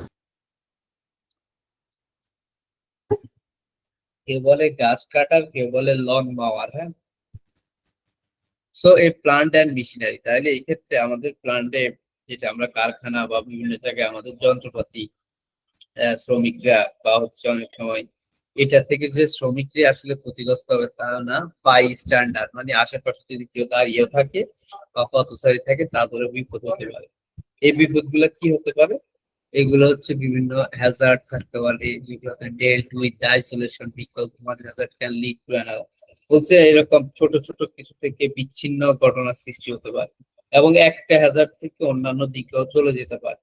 উদাহরণস্বরূপ এরা বলল, interalignment with a rotating part can lead to drawing in the evenly crushing। বলছে একটা ঘূর্ণায়মান অংশের সাথে ধরেন কোন একটা লুজ ম্যাটেরিয়াল আমার এটা ঘুরে আটকা গেলে, এবার এটা ঘুরতে ঘুরতে এটা কি করবে, অবশেষে আমাদেরকে ক্রাশ করবে। সেরকম হয় না, দেখবেন আপনারা বিভিন্ন বাইক বা হচ্ছে আপনার কোনো ইজি বাইক, সেটার সাথে মেয়েদের ওড়না বা বোরকা পেঁচিয়ে থাকে, কিন্তু একবারে লাস্টে কি করে, মাটিতে ফেলে। তো এই এরকম জিনিসগুলো ঘটতে পারে। Machinery hazard can be subdivided into mechanical hazard and non-mechanical hazard. So এই মেশিন থেকে যে হ্যাজার্ড হয় তাকে দুই ভাগে ভাগ করছে, একটা হচ্ছে যান্ত্রিক হ্যাজার্ড, মেকানিক্যাল হ্যাজার্ড, আর হচ্ছে নন মেকানিক্যাল হ্যাজার্ড, অযান্ত্রিক যে হ্যাজার্ড। সো এগুলাতে কি হতে পারে, আমাদের যে চলমান যন্ত্রপাতি গুলা থাকে সেগুলোর সাথে আমাদের ইন্টারলাইনমেন্ট হতে পারে, সেগুলোর সাথে আমরা কন্টাক্ট হতে পারি মুভিং পার্টের সাথে, অথবা সেগুলোর কোনো পার্টস এসে বের হয়ে এসে আমাদের শরীরে আঘাত করতে পারে। নন মিশনারি কি, তারা বলছে ইনক্লুড এক্সপোজার কেমিক্যাল, কেমিক্যাল সেখান থেকে এক্সপোজার হতে পারে, এছাড়া হচ্ছে ভাইব্রেশন সৃষ্টি হতে পারে, নয়েজ হতে পারে।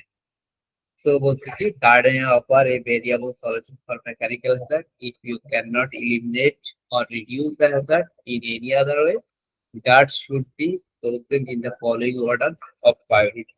বলছে যদিও কোনো উপায়ে আসলে ঝুঁকি আমাদের দূর করতে আসলে বা কমাতে আমরা পারবো না, সেক্ষেত্রে আমাদের গার্ডেনিং, যেটা গার্ডেনিং দিয়ে আমাদের যান্ত্রিক যে রিস্কটা, সেটাকে আমরা মোটামুটি কমাতে পারি। এই ক্ষেত্রে আমাদের গার্ডটাকে আসলে নির্বাচন করতে হবে প্রায়োরিটি বেস অনুসারে। আচ্ছা, এখানে যে জিনিসগুলো আছে এগুলা হয়তো আপনাদের কেউ দেখছেন অথবা কারো মাথার উপর দিয়ে যাবে। তো এই জিনিসগুলো হচ্ছে এক একটা আলাদা আলাদা একটা ডিভাইস। সেখানে বলছে where you don't need access the danger zone under normal operation. যখন আপনি বিপজ্জনক অঞ্চলে যখন কাজ করবেন সেক্ষেত্রে আপনার যে জিনিসগুলোর প্রয়োজন নেই স্বাভাবিক অপারেশনের ক্ষেত্রে, নর্মাল অপারেশন, পিচ গার্ড, এরপর হচ্ছে ইন্টারলকিং গার্ড, এরপর হচ্ছে আমাদের কি আছে টিপ ডিভাইস, এরপর হচ্ছে where do need access to danger zone under normal operation. বলছে যখন আমরা নর্মাল অপারেশনের ক্ষেত্রে যখন আমাদের বিপজ্জনক অঞ্চলে আমরা কাজ করবো সেক্ষেত্রে আমাদের কি কি জিনিস প্রয়োজন। ইন্টারলকিং গার্ড আছে, তারপর অটোমেটিক গার্ড আছে, ট্রিপ ডিভাইস আছে, অ্যাডজাস্টেবল গার্ড আছে, সেলফ অ্যাডজাস্টিং গার্ড আছে, টু হ্যান্ডেড কন্ট্রোল যেগুলো আছে এগুলা আমাদের ইউজ করতে হবে।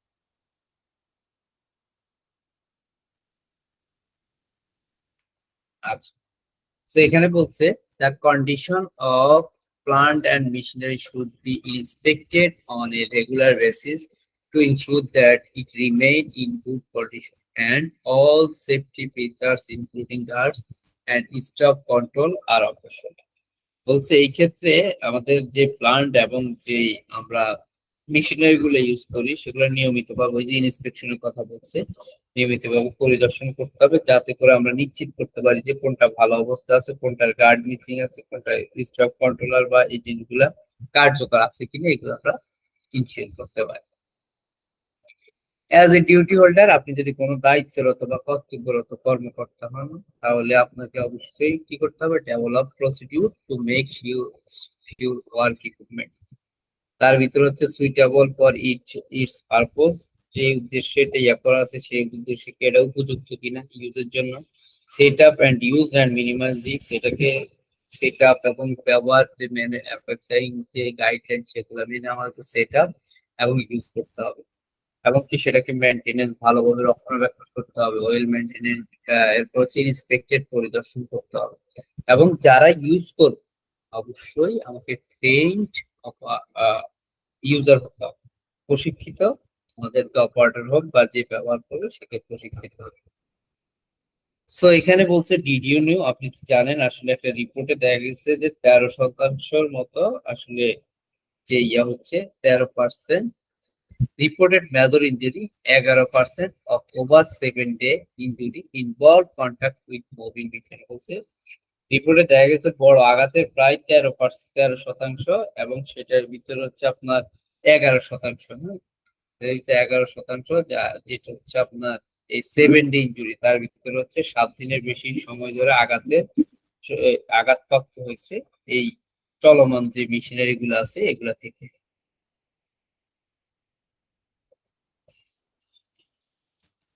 আচ্ছা, রেডিয়েশন। সো রেডিয়েশন তো আমরা জানি বিকিরণ, বিকিরণটা দুই ভাবে হয়, এটা হচ্ছে একটা আয়োনাইজিং আর একটা হচ্ছে নন আয়োনাইজিং, দুইটা ভাগ হয়। সো এখানে যেটা দেওয়া আছে আয়োনাইজিং রেডিয়েশন, আয়োনাইজিং রেডিয়েশন গুলো নরমালি হচ্ছে আমাদের ইলেকট্রোম্যাগনেটিক যে রশ্মিগুলো থাকে, ইলেকট্রোম্যাগনেটিক রে, তার ভিতর হচ্ছে এক্স রে, গামা রে, যেগুলো থাকে, অথবা হচ্ছে আমাদের যে পার্টিকেল গুলা কণা জাতীয় যেগুলো আলফা, বিটা কণা যেগুলো এগুলো হিসাবে আসলে ঘটে থাকে। আর প্রাকৃতিক ভাবে অনেক সময় আমাদের যেই দেওয়া আছে ডিটেকটিভ সাবস্টেন্স রেডন গ্যাস, প্রাকৃতিক ভাবে আমাদের অনেকগুলো তেজস্ক্রিয় পদার্থ থাকে তাদের ভিতরে, যেমন রেডন গ্যাস বা হচ্ছে আপনার অনেক সময় ডিগ্রি প্রোডাক্ট, মানে হচ্ছে অনেক সময় আমরা কি করি আমাদের কিছু প্রোডাক্ট আছে যেগুলো প্রাকৃতিক ভাবে ক্ষয়প্রাপ্ত হয়, এরকম যে জিনিসগুলা এগুলা থেকে আমাদের এই আয়োনাইজিং রেডিয়েশন গুলো সৃষ্টি হতে পারে। তো এইগুলা কারণে কি আমাদের তেজস্ক্রিয় শক্তি যেটা রেডিও অ্যাক্টিভ যে ইয়েগুলো এগুলো আস্তে আস্তে ক্ষয় ও প্রাপ্ত হয় এবং সেগুলো প্রাকৃতিক ভাবে তখন কি করে ন্যাচারালি রেডিও অ্যাক্টিভ আচরণ করা শুরু করে, যেগুলো হচ্ছে আয়োনাইজিং আয়োনাইজিং রেডিয়েশনের সৃষ্টি। সো এই আয়োনাইজিং রেডিয়েশনের সংস্পর্শে যদি কেউ একজন আসে তাহলে তার কি ধরনের পরিস্থিতি বা কি ধরনের কন্ডিশন হতে পারে, তার ডার্মাটাইটিস হতে পারে, তার যে আমাদের ত্বক গুলা অনেক সময় পুড়ে যেতে পারে, আমাদের কোর্স গুলা যে কোর্সের ক্ষতি হতে পারে, ক্যান্সার হওয়ার সম্ভাবনা থাকে, আমাদের চোখে ছানি পড়তে পারে, এছাড়া হচ্ছে আমাদের রক্তটাকে পরিবর্তন করে দিতে পারে। সো এই ক্ষেত্রে আমাদের it's important to manage risk of ionising radiation sensibility to protect worker and the public. বলছি এই ক্ষেত্রে আমাদের শ্রমিক যারা আছে তাদের মতো করে আবার আমাদের পাবলিক যারা আছে সবার ক্ষেত্রে সুরক্ষার ক্ষেত্রে আয়োনাইজিং বিকিরণের যে ঝুঁকিগুলো থাকে সেগুলোর সাথে আমাদেরকে অবশ্যই সেগুলোকে ম্যানেজ করতে হবে। সেটা হোক কোনো সাইনেজ দিয়ে, সেটা হোক কোনো ট্রেনিং দিয়ে, সেটা হোক কোনো সেফটি প্রোগ্রাম দিয়ে অ্যাওয়ারনেস তৈরি করে। এখন আসলে হচ্ছে non ionizing radiation. So non ionic radiation যেটা, এটা হচ্ছে আমাদের নর্মাল হচ্ছে ইলেকট্রোম্যাগনেটিক, যেগুলো আমরা বলি তড়িৎ চুম্বকীয় যে বর্ণালীগুলো থাকে, বর্ণালীর অংশ। এটা দুইটা অঞ্চলে হচ্ছে টু মেইন রিজন, দুইটা অপটিক্যাল রেডিয়েশন আর একটা হচ্ছে আপনার ইলেকট্রোম্যাগনেটিক ফিল্ড। সো আমাদের যে অপটিক্যাল রেডিয়েশন কোনগুলো আবার আমাদের যে অনেক সময় আল্ট্রা ভায়োলেট রশ্মি মানে অতিবেগুনি রশ্মি, তারপর হচ্ছে ভিজিবল দৃশ্যমান রশ্মি, ইনফ্রারেড রশ্মি, এগুলো হচ্ছে আমাদের অপটিক্যাল রেডিয়েশন। ইলেকট্রোম্যাগনেটিক ক্ষেত্রের ক্ষেত্রে আমরা সময় পাওয়ার ফ্রিকোয়েন্সি, মাইক্রোওয়েভ, রেডিও ফ্রিকোয়েন্সি এগুলো কাজ করে, এগুলোর মাধ্যমে আমাদের নন আয়োনাইজিং রেডিয়েশনের সৃষ্টি হয়। তো এই ক্ষেত্রে যারা এইগুলোর সঙ্গে স্পর্শ আসে তাদের কি হতে পারে, তাদের ত্বক পুড়ে যেতে পারে, ক্যান্সার হতে পারে, চোখে পানি হতে পারে, চোখ উঠার রোগ হতে পারে। এরপর হচ্ছে আমাদের চোখগুলো অনেক সময় আর্ক আর্ক আই মানে হচ্ছে চোখগুলো আস্তে আস্তে করে ছোট হয়ে যেতে পারে, চেপে যেতে পারে এরকম। ডিউটি হোল্ডার আর রিকোয়ার্ড, যারা ডিউটি হোল্ডার থাকে তাদের কি প্রয়োজন, তাদের অবশ্যই কর্মক্ষেত্রে আয়োনাইজিং এবং নন আয়োনাইজিং যে রেডিয়েশন এগুলোর উৎসগুলো চিহ্নিত করতে হবে। এরপর যতদূর সম্ভব আয়োনাইজিং এবং যে ইউভি আল্ট্রাভায়োলেট রশ্মি আছে সেটার সঙ্গে স্পর্শ করে কম যায় সেগুলোর চেষ্টা করতে হবে। এছাড়া হচ্ছে আমাদেরকে যে কম্পিটেন্ট অ্যাডভাইস মানে যারা হচ্ছে পরামর্শ দেয় বা কম্পিটেন্ট দক্ষ তাদের কথাগুলো বিবেচনা করতে হবে এবং সেখানে আমাদের মেডিকেল হেলথ সার্ভিলেন্স প্রোগ্রাম রাখতে হবে, নিয়মিত আমাদের স্বাস্থ্য নজরদারি করতে হবে। এছাড়াও যদি কোনো জায়গায় শেল্ডিং দেওয়া যায়, শেডিং দেওয়া যায় মানে বাধাগ্রস্ত বা পার্সোনাল প্রোটেক্টিভ ইকুইপমেন্ট দেওয়া যায় সেগুলো দিতে হবে। এছাড়া হচ্ছে যারা লেজার বা বিভিন্ন ইয়ে নিয়ে কাজ করে সেক্ষেত্রে অবশ্যই আমাদের অ্যাডভাইস দিতে হবে, যারা এক্সপার্ট আছে তাদের অ্যাডভাইস দিতে হবে। স্লিপ অ্যান্ড ড্রিফট, এটা খুবই একটা কমন মেজার আমাদের কাজের পরিবেশে। সো স্লিপ কর্ম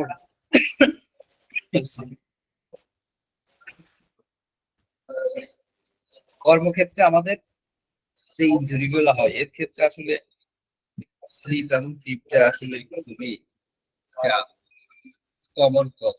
স্লিপ মানে হচ্ছে পিস থেকে মানে হচ্ছে কি পুষ্টা খেয়ে পড়ে যায়, এরকম যদি আমরা বাংলা বলি। সো এটা কাজের পরিবেশে প্রায় 95% বড় ধরনের এরকম পিচ্ছিল খেয়ে পড়ে হচ্ছে তার পা ভেঙে যায় বা পায়ের হাড় ভেঙে যায়। এগুলা বিভিন্ন কারণে হয়, এগুলা কিছু প্রাথমিক কারণ রয়েছে, যেমন হচ্ছে ফল ফ্রম হাইট উপর থেকে পড়ে যেতে পারে, উপর থেকে পিচ্ছিল খেয়ে পড়ে যেতে পারে। There are several factors that can contribute to sleep or trip. তো বলছে স্লিপ ট্রিপের ক্ষেত্রে বেশ কিছু কারণ দায়ী হতে পারে, যেগুলো হচ্ছে considering those factors can play important part in preventing sleep and burn. তো আমরা একটা জিনিস বিবেচনা করে আমরা এই স্লিপ এবং ট্রিপটাকে প্রতিরোধ করতে পারি, যেমন কি আমাদের যে ফ্লোরটা থাকে সেই ফ্লোরটা কি আসলে সুইটেবল কিনা, অথবা সেখানে কি আসলে কোনো মেইনটেনেন্সের দরকার আছে, গুড কন্ডিশন আছে কিনা সেই জিনিসটা আমাদেরকে ইনশিওর করতে হবে। অনেক সময় আমাদের কন্টামিনেশন এন্ড হচ্ছে অবস্ট্রাকশন, অনেক সময় আমাদের যে হাঁটার জায়গা বেশিরভাগ জায়গায় অনেক সময় পিচ্ছিল অবস্থায় থাকে, পানি পড়ে থাকে, তেল পড়ে থাকে, গ্রিস পড়ে থাকে, ডাস্ট পড়ে থাকে। তো এই জিনিসগুলো অনেক সময় পড়ে থাকে, যার কারণ হচ্ছে আমাদের এই ঘটনাগুলো। So half of brief accident are caused by bad house, আমাদের হাউসকিপিং ভালো না হইলে সেখানে আমাদের এই জিনিসগুলো ঘটার সম্ভাবনা থাকে। ক্লিনিক, হ্যাঁ, তো আমাদের যেই প্রতিবন্ধকতা বা হচ্ছে কোনো পরিষ্কার পরিচ্ছন্নতা বা দূষণ যে জিনিসগুলো এগুলোকে অবশ্যই আমাদের সবসময় ক্লিন রাখতে হবে। আমাদের জিনিসগুলো ক্লিন রাখলে সেখানে আমাদের অনেক স্লিপ অ্যান্ড ট্রিপ যে ক্রিয়েট হওয়ার কথা সেটা কমে যাবে। বিপদ, অনেক সময় মানুষের বিহেভিয়ার, আচরণ, বৈশিষ্ট্য এগুলোর উপর ডিপেন্ড করে effect the risk of slip and slip প্রবাহিত। এনভায়রনমেন্ট ওই যে ওখানে লাইটিং, এরপর হচ্ছে নয়েজ, ওয়েদার কন্ডিশন, এফেক্ট। সেখানে যদি আলো স্বল্প থাকে, প্রচন্ড নয়েজ হয়, ওয়েদার কন্ডিশন খারাপ হয়, তাহলে সেখানে এনভায়রনমেন্টটা। এরপর হচ্ছে ফিল্টার, যেটা হচ্ছে সুইটেবল কাজের ক্ষেত্রে কি ধরনের আমাদের পায়ের জন্য কি ধরনের সুরক্ষা বা কি ধরনের সেফটি ইস্যু, এই জিনিসগুলো যদি আমরা ইয়ে করতে পারি তাহলে সেখানে আমাদের স্লিপটাকে প্রতিরোধ করতে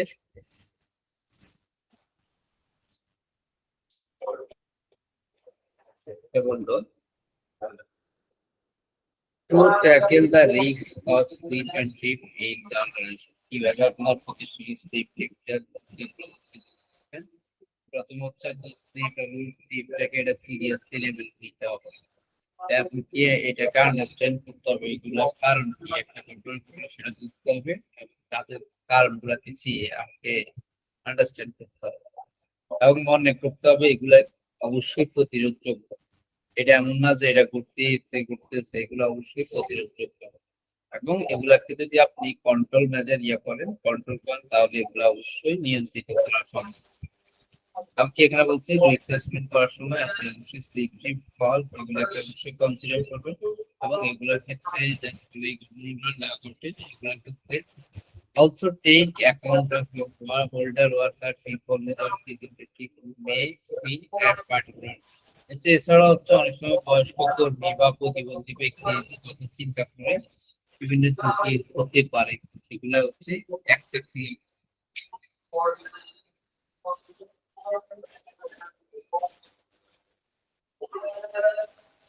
আচ্ছা, এই ডিউটি হোল্ডার যারা ডিউটি হোল্ডার থাকে তাদের কি কি করণীয়?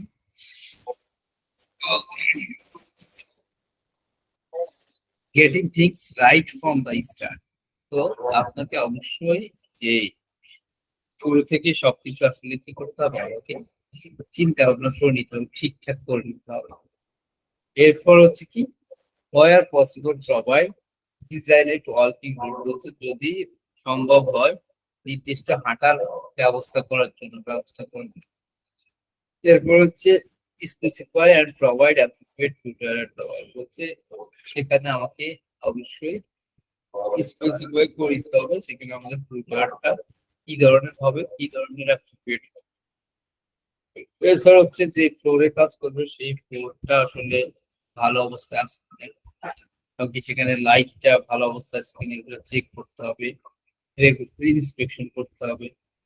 এছাড়া হচ্ছে কাজের এরিয়াতে অবশ্যই আমাদেরকে fully good housekeeping ready and হচ্ছে ফ্রি ফ্রম দ্য অবস্ট্রাকশন, আমাদেরকে বাধা মুক্ত রাখতে হবে।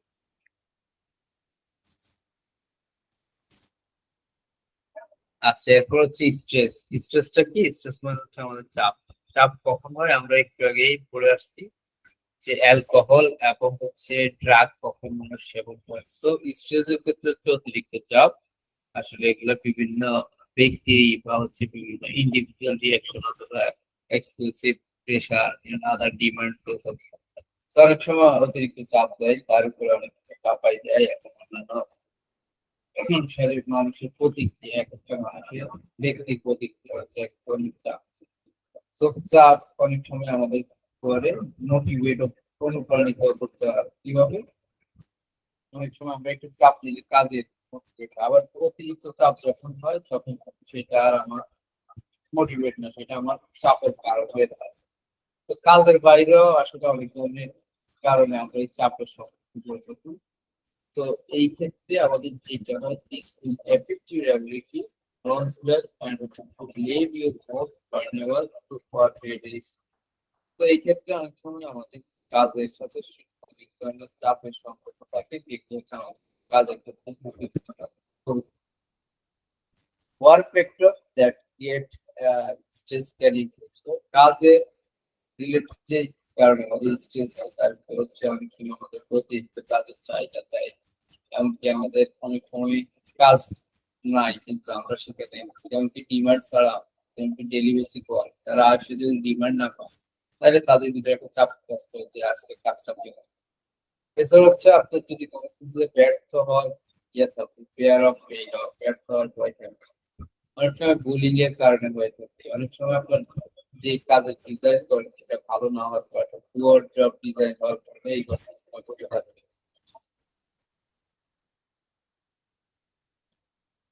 এছাড়া হচ্ছে non work practice, non work factors that create ডিসক্যানিং। তো অনেক সময় ওয়ার্ক রিলেটেড ছাড়াও কিছু, যেমন কি হতে পারে আপনার পারিবারিক জীবনের কোনো একটা কারণে আপনি আর্থিক ভাবে উদ্বেগতা কাজ করে, আপনার বিবাহটা, আপনার হাজবেন্ড ওয়াইফের যে ডিভোর্স হয়ে গেল এইসব কারণে, অথবা আপনারা একটা সন্তান দিচ্ছেন, একটা সন্তানের জন্য এরপর হচ্ছে অনেক সময় কি বিরিহেভমেন্ট, মানে হচ্ছে শোকে আছেন, কেউ মারা গেছে বা হচ্ছে ইয়াতে আছেন, এগুলোর কারণেও আপনার ভিতরে স্ট্রেস ফিল হতে পারে। তো আপনি যদি একজন কর্তব্যরত লোক হন, তাহলে এগুলোর প্রতি অবশ্যই সচেতন থাকতে হবে এবং সবাইকে সচেতন করতে হবে। সেই ক্ষেত্রে অনেক সময় আমাদের ফিজিওলজিক্যাল ইফেক্ট হয়, হচ্ছে ইমোশনাল ইফেক্ট হয়, বিহেভিয়ার ইফেক্ট হয়। তাহলে আমাদের শারীরিক কি কি ইফেক্ট হতে পারে, আমাদের এই স্ট্রেসের ফলে আমাদের রক্তচাপ বৃদ্ধি পেতে পারে, আমরা ক্লান্ত হয়ে যেতে পারি, পেটে আলসার জনিত সমস্যা হতে পারে, আমরা খাওয়ার পরে হজমে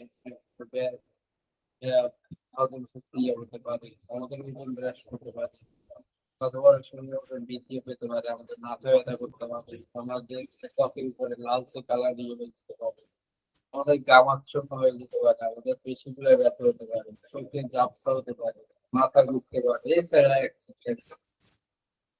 এছাড়া হচ্ছে ইমোশনাল, যেটা আমাদের মানসিক খুব প্রভাব হতে পারে, আমাদের ভিতরে অনেক ধরনের উদ্বেগ তৈরি করলে টেনশন কাজ করতে পারে, ইনক্রিজ টেনশন, আমাদের ভিতরে উদ্বেগতা কাজ করতে, আমাদের বিষণ্ণতা আসবে, আমাদের ভিতরে হতাশাগ্রস্ত, আমাদের আত্মসম্মান বোধ যেটা এটা হ্রাস পাবে, বিহেভিয়ার, আমাদের আচরণগত কিছু প্রভাব পড়তে পারে, কি কি পড়তে পারে আমরা, মানে যেটা বলবো কি বলে, অনেক সবাই এটাকে যদি বলি, আপনার ক্ষুধা, যেটা হচ্ছে ক্ষুধা মন্দা বলে, হ্যাঁ? ক্ষুধা লাগে না, ক্ষুধা ইয়ে, আপনার খাওয়ার ইচ্ছা হয় না, অরুচি, যেটা এরকম হতে পারে।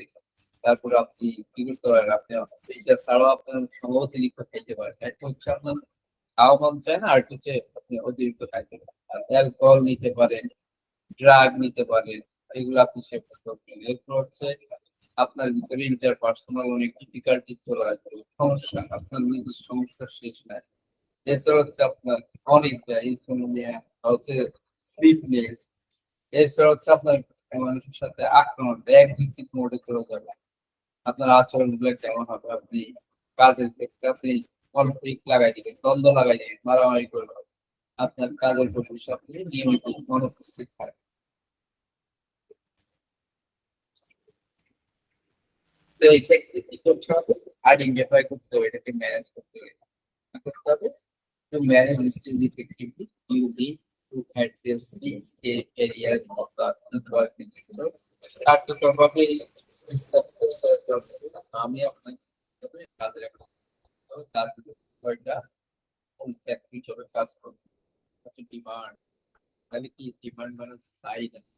তো আমার কাজের চাপ কেমন, কাজের ধরনটা কেমন, কাজের পরিবেশ কেমন, কন্ট্রোল আমাকে নিয়ন্ত্রণ করতে হবে, কাকে দিয়ে আমরা থেকে একটা লোককে দিয়ে কত ধরনের আমি কাজ করতে পারবো, কত ভাবে কাজ করতে পারবো, এর হচ্ছে সাপোর্ট, সহায়তা করতে হবে, কোন একটা লাইন ম্যানেজমেন্ট বা সহকর্মীরা যারা আছে এদেরকে উৎসাহ দিতে হবে, একজন একজনকে যেটা ইয়ে করতে হবে, কলিগ যারা থাকে তাদেরকে স্পন্সরশিপ করতে হবে, এনকারেজমেন্ট করতে হবে, একজন রিলেশনশিপ, সম্পর্কটা মানুষের যারা কাজ করে তাদের ভিতরে যাতে করে কোনো কনফ্লিক্ট না হয়, দ্বন্দ্ব না লাগে, ক্লিয়ারেন্স যাতে করে অগ্রহণযোগ্য কোনো আচরণ না করে, আনওয়ান্টেড কোনো আচরণ না করে, সেগুলো সবার সাথে ইতিবাচক ভাবে বিহেভিয়ার করতে হবে। রোল, ভূমিকা যেটা সেটা হচ্ছে to people understand their role within the corporation and does the organisation the people don't conflict in বলছে, যার যার যে ভূমিকা থাকে সেগুলো অবশ্যই বুঝতে হবে, এবং আমার অর্গানাইজেশন আসলে কি কি জিনিস চাই, অর্গানাইজেশনে কি কি জিনিস আছে সেগুলো মেনটেন করতে হবে এবং সেগুলো নিশ্চিত করতে হবে। আর কি এটা চিন্তা করতে হবে কারোর সাথে যাতে করে বিরোধিতা না লাগে সেটাই সেন্স। কিছু কিছু জিনিস পরিবর্তন করতে হবে, সেটা হচ্ছে আপনার অর্গানাইজেশনের স্ট্রাকচার পরিবর্তন করতে হবে। আমি এটা কিভাবে পরিচালনা করা যায় এই জিনিসগুলো। তো এই ক্ষেত্রে হচ্ছে এই 6টা জিনিস যদি আমি আপনার প্রতিষ্ঠানে যদি আমরা এটা করি, সেই ক্ষেত্রে আমরা এটার আমরা পারফরমেন্সটা যদি খুবই বের করি এবং এইগুলোকে যদি আমরা ভালোভাবে অনুসরণ করি, তাহলে আমাদের সেখানে কাজের পরিবেশে স্ট্রেসটা একটু কমবে।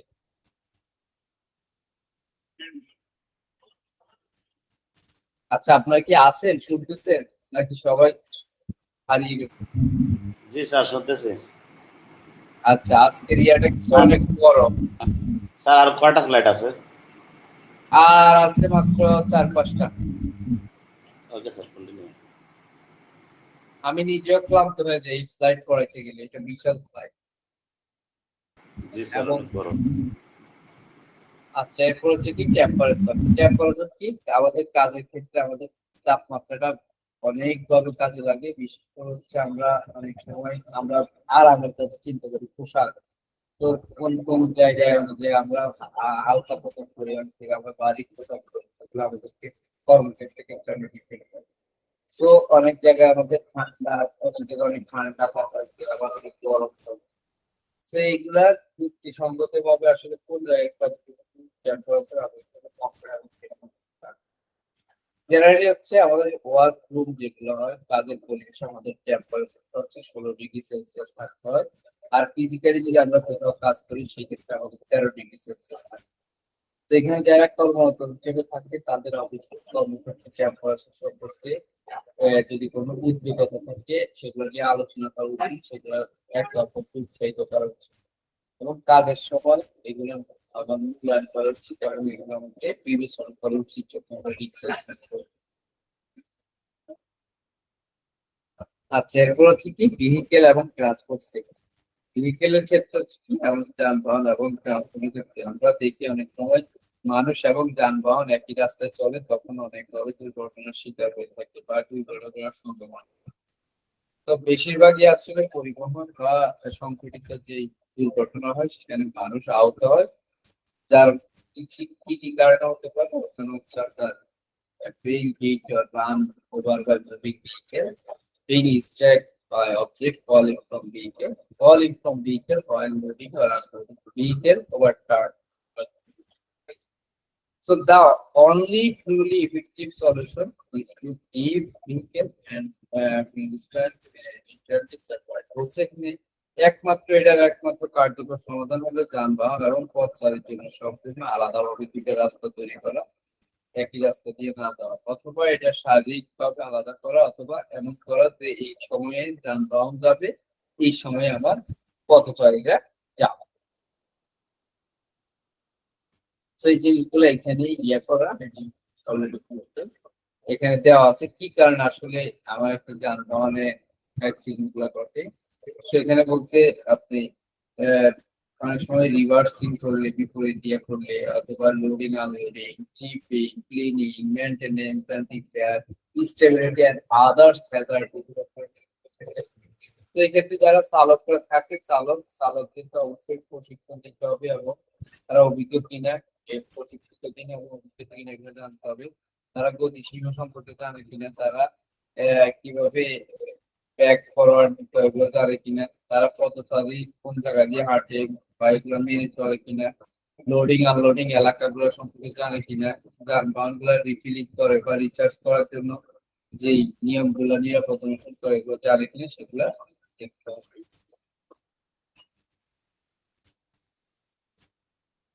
আচ্ছা, ভাইব্রেশন তো হচ্ছে কি আমাদের কম্পন, যেটা ভাইব্রেশন দুইভাবে হতে পারে, একটা হচ্ছে হ্যান্ড ডাম্প ভাইব্রেশন আর একটা whole body vibration. Hand dump vibration কাজের ক্ষেত্রে আমরা অনেক সময় অনেক ধরনের যন্ত্রপাতি হাত দিয়ে চালাই, যার কারণে সেখানে ভাইব্রেট হয়, সেখান থেকে আমাদের হাতে কম্পন সৃষ্টি হয়, সেটা হ্যান্ড ডাম্প ভাইব্রেশন। যেমন আমরা গ্রাইন্ডার ইউজ করি, আমরা ওই যে লং মাওয়ার ইউজ করি, গ্রাস কাটার ইউজ করি, এই জিনিসগুলো আমাদের হয় hand dump vibration. Hand dump vibration করলে আমাদের অনেক স্বাস্থ্যগত অনেক প্রভাব করতে পারে। যেমন আমাদের হাতের আঙ্গুলগুলো কি হতে পারে, আস্তে আস্তে সাদা হয়ে যেতে পারে হোয়াইট। হোল বডি ভাইব্রেশন থেকে যেমন একটা ট্যাপ করা, শ্রমিকটা যখন দীর্ঘ সময় ধরে ট্যাপ চালায় কাজ করে, তখন তার মেরুদণ্ডের মাধ্যমে এই ভাইব্রেশনটা কি হয়, সঞ্চালিত হয়। আর এর মাধ্যমে তার অনেক সময় কি হয়, তার পেশিগুলা সমস্যা হয়। এছাড়াও তার অন্যান্য অসুস্থ হওয়ার প্রবণতা।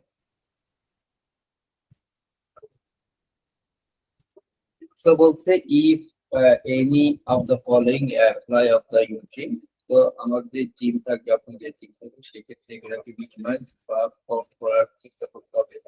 যে জিনিসগুলা ভাইব্রেশন করে এরকম যে টুইস্ট গুলো, এগুলো ব্যবহার করার সময় হাত বা আঙ্গুলের অনেক সময় জিনজিন করতে পারে বা এগুলো অনুভব করতে পারে।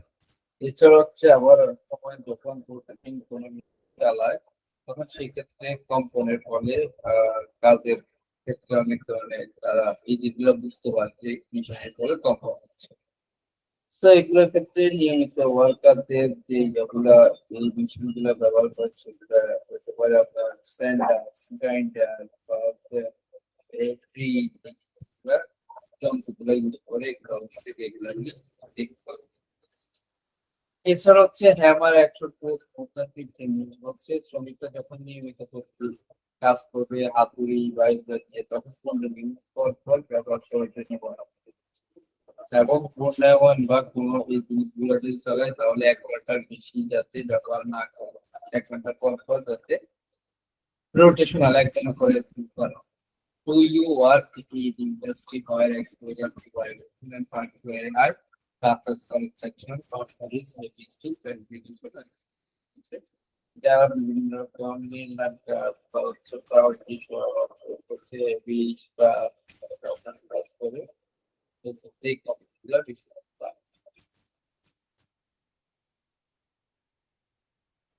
আচ্ছা, গেটিং ইট রাইট, আমরা লাস্ট স্লাইড চলে আসছে। আমরা এই পুরা ইয়াতে আলোচনা করে আমরা যে জিনিসটা বুঝতে পারছি যে আমাদেরকে ত্রুটিগুলোকে মূল্যায়ন করতে হবে, ত্রুটিগুলোকে মূল্যায়ন করে এটাকে হচ্ছে কিভাবে কন্ট্রোল করা যায় সেটা লাগলে আমাদের টিম নিয়ে কাজ করতে হবে।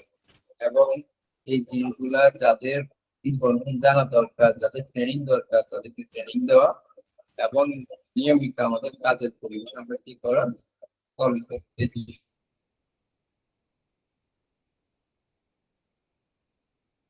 পরিদর্শন করা, ইনস্পেকশন করা।